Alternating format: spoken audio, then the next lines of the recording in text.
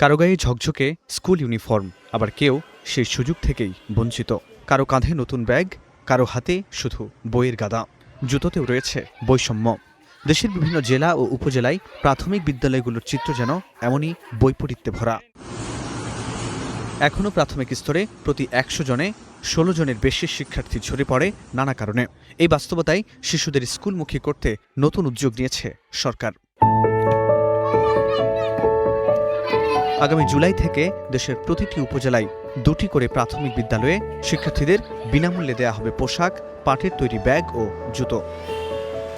প্রাথমিক ও গণশিক্ষা প্রতিমন্ত্রী জানান, পাইলট প্রকল্পে অন্তত ১ লাখ শিশু পাবে এই সুবিধা।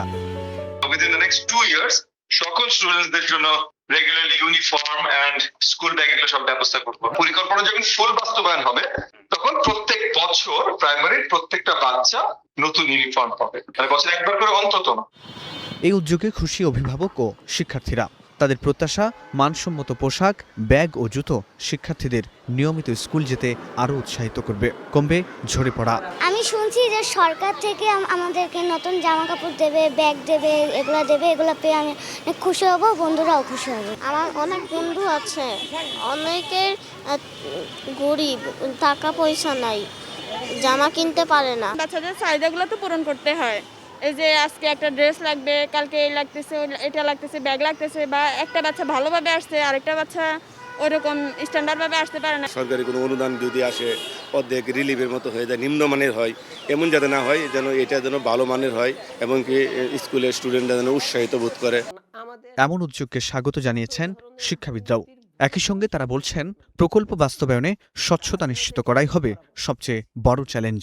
এখন এই প্রকিউরমেন্টের মধ্য দিয়ে যাতে আবার নতুন করে দুর্নীতি একেবারে আমাদের ঘাড়ে চেপে না বসে, সেটা দেখাটা খুবই দরকার বলে মনে করছি। ভালো কাজ দুর্নীতির জন্য যাতে অন্যভাবে চিহ্নিত না হয়।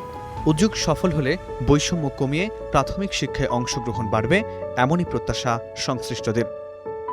ফরহাদ বিন নূর, স্টার নিউজ, ঢাকা।